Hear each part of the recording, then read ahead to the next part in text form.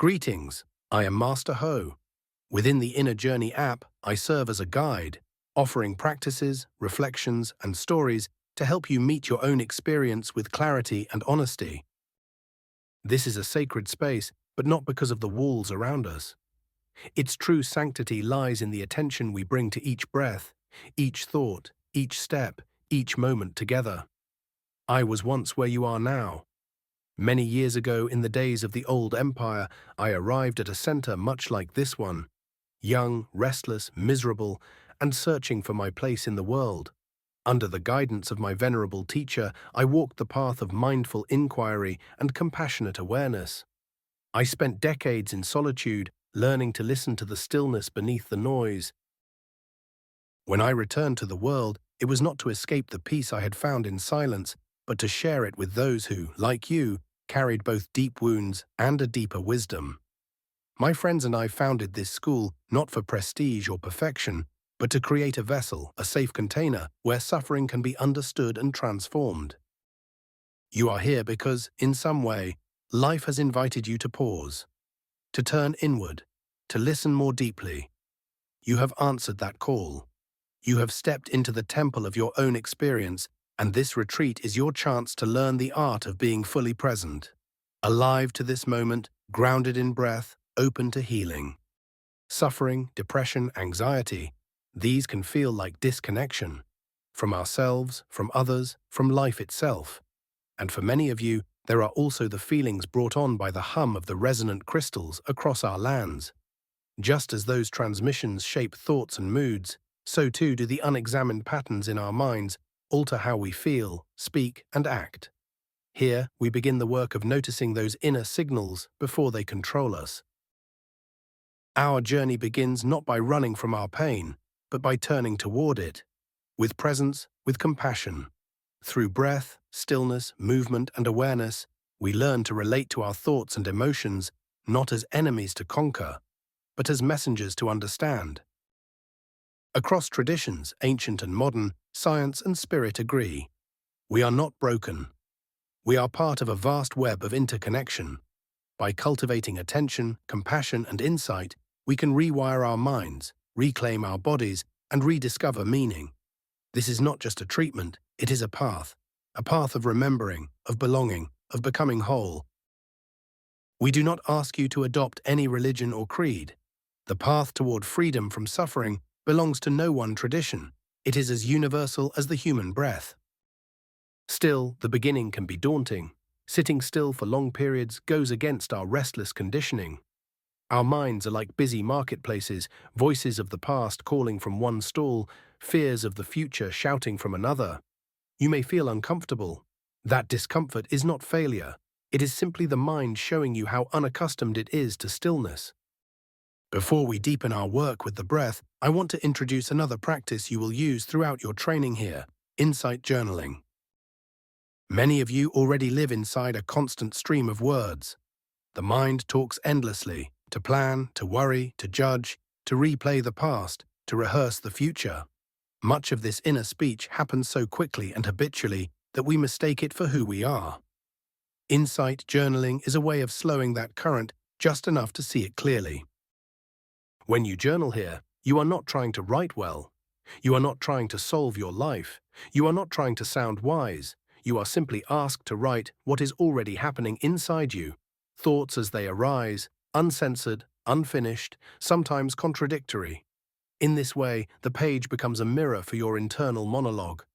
Over time, patterns reveal themselves. You may notice the same worries returning again and again. You may see how often the mind circles around fear, longing, regret, or self-criticism. You may discover unspoken hopes, griefs, or desires you did not know you were carrying. This is valuable insight. To see the mind clearly is already a form of freedom.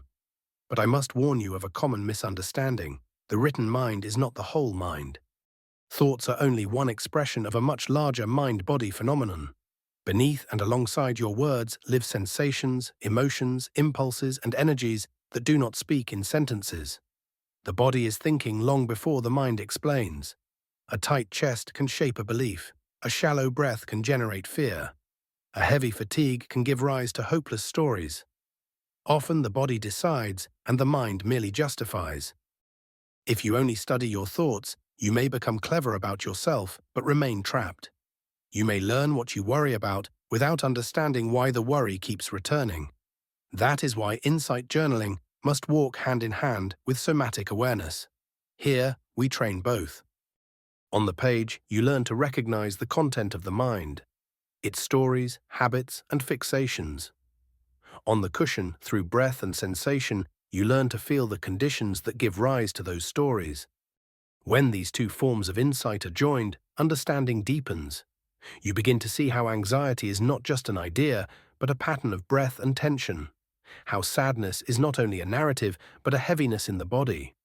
How peace is not something you think yourself into, but something that emerges when body and mind settle together. You will receive guidance on your journaling, not as judgment, but as reflection. Like a teacher pointing to the moon, the feedback is meant to help you see what you may be missing, not to tell you who you are. Use it to cultivate curiosity, not dependence. Remember this well. Writing shows you what the mind says. Mindfulness shows you what the mind is made of. We practice both so that insight does not remain trapped in words, but becomes embodied, steady enough to meet suffering, quiet enough to hear what lies beneath it. Now, with that understanding, we return to the simplest teacher of all, the breath. It is the one thing we all share, no matter our origin, belief, or language. By observing it, pure, unforced, we touch reality as it is, without decoration or distortion. As you sit, you may notice your mind wandering. That is its nature. In the ancient teachings, we call it the monkey mind. In today's science, it is the brain's default mode, drifting through memories, plans, and self-stories. Our aim is not to destroy this mind, but to train it, to transform its restlessness into service for clarity and compassion. Like taming a wild animal, this requires patience and persistence. No one can do it for you. I will guide, but the work is yours. When discomfort comes, physical restlessness, agitation, or painful memories, welcome it as part of the cleansing. It is like cleaning a wound. The dirt must rise before healing begins. Old habits of fear, craving, or anger may surface. These are not enemies. They are knots to be loosened. Each time you return your focus to the breath, you untie another strand. Some guidance for the days ahead. When journaling, write as if you are eavesdropping on your own mind. Keep your fingers moving. No polishing, no fixing, no performing. Let the sentences be messy and honest. If you notice yourself explaining or defending, return to simple noticing. What is the inner monologue saying right now? And when you finish, pause and scan the body. Where did that story live? Tight throat, heavy chest, fluttering belly, warmth behind the eyes. Let the body add what the words cannot. During your breath practice, keep it simple and physical. Rest your attention on one small, steady place, air at the nostrils, the rise and fall of the belly, the gentle expansion of the ribs. Do not control the breath. Let it breathe itself. Your only task is to notice when you've drifted into thinking, planning, remembering, and return again and again with quiet respect. Each return is the training. Each return is the path. Be gentle. When your mind strays, guide it back as you would a child, firmly but with kindness. Lean into discomfort. Let it teach you. Beneath it, there is always something to understand. As you get to know your breath, you begin to know yourself, body, mind, and heart. When the breath is fast, the body-mind is in a frenetic state. When it is slow, there is calm or indolence. This path is not about perfection. It is about peeling back the layers of habit that keep you from living freely. There are no shortcuts. The work is steady, sometimes slow, but each return to the breath is a victory. In time, you will find that this practice is not just about moments of calm on a cushion. It is about living with greater harmony in every aspect of your life. And know this, as you strengthen this inner steadiness, the constant hum of the world, whether it comes from the noise of your own mind or from the crystals humming in the earth, will no longer sway you. The signals may still be there, but they will pass through you like wind through an open window, leaving no trace.